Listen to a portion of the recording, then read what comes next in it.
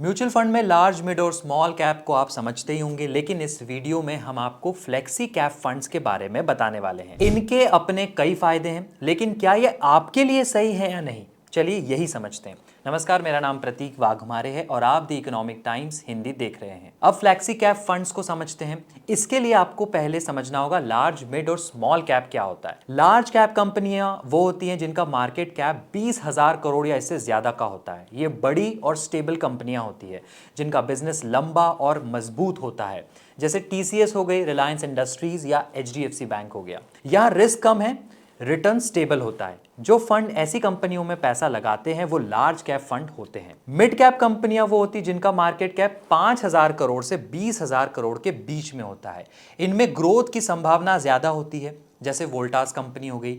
Risk और return दोनों मध्यम स्तर के होते हैं। फिर आता है स्मॉल कैप। इसमें मार्केट कैप लगभग 5,000 करोड़ रुपए तक होता है। ये छोटी कंपनियां होती है जिनमें ग्रोथ का बड़ा पोटेंशियल होता है, लेकिन रिस्क भी ज्यादा होती है, जैसे जस्ट डायल कंपनी हो गई। ये रिटर्न भी बड़ा दे सकती है, लेकिन स्टॉक में उतार चढ़ाव भी ज्यादा होता है, जिससे रिस्क बड़ा हो सकता है। तो अब आते हैं फ्लेक्सी कैप फंड्स में। यहां पे फंड मैनेजर इन तीनों में निवेश करता है।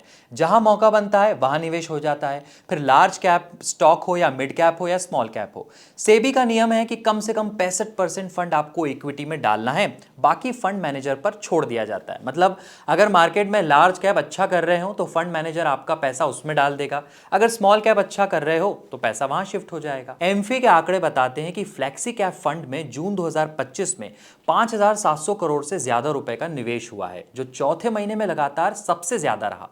चलिए अब आते हैं मल्टी कैप फंड पे, ताकि आपको फ्लेक्सी कैप फंड और ज्यादा अच्छे से समझ में आ सके। तो पहली नजर में तो दोनों एक जैसे ही लगेंगे। यहाँ पे लार्ज मिड और स्मॉल कैप में निवेश होता है, दोनों में ऐसा ही होता है। फर्क है नियमों का।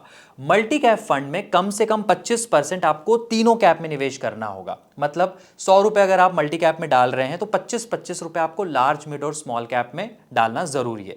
फ्लेक्सी कैप फंड में ऐसा कोई नियम नहीं है।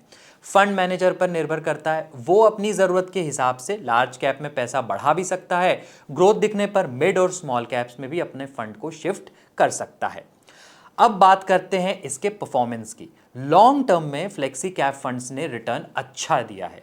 पिछले 10 साल में एवरेज एनुअल रिटर्न 14% रहा। कुछ टॉप फंड ने 21% एनुअलाइज रिटर्न भी दिया है। मतलब अगर 10 साल पहले आपने 10,000 रुपए की सिप की होती तो आज वो बढ़कर 35 लाख रुपए को पार कर गया होता। फ्लेक्सी कैप फंड्स में बात केवल रिटर्न की ही नहीं है, ये फंड निवेशकों के लिए रिस्क को भी कम करता है।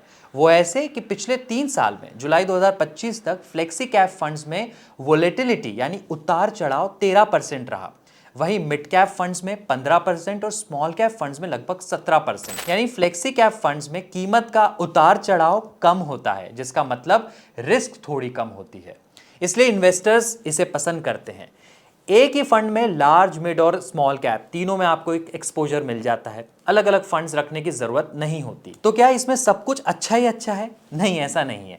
फंड मैनेजर की स्ट्रैटेजी पर बहुत कुछ निर्भर करता है। कुल मिलाकर फ्लेक्सी कैप फंड्स एक बिगिनर के लिए अच्छा ऑप्शन हो सकता है। यह आपको किसी एक मार्केट सेगमेंट में बांध कर नहीं रखते और फंड मैनेजर्स को निवेश करने की फ्लेक्सिबिलिटी भी देते हैं। लेकिन ध्यान रहे, सभी फ्लेक्सी कैप फंड्स एक जैसे नहीं होते। पिछले सालों में किस फंड ने कितना रिटर्न दिया है, यही देखकर आप पैसा न लगा दें। बाकी इकोनॉमिक टाइम्स हिंदी की वेबसाइट पर आए, जहां आपको एक्सपर्ट एडवाइस मिलेगी और स्टॉक्स में टेक्निकल एनालिसिस को आसान भाषा में समझने के लिए आप ईटी हिंदी प्राइम के मेंबर बने। एक बार हमारी वेबसाइट जरूर चेक करें।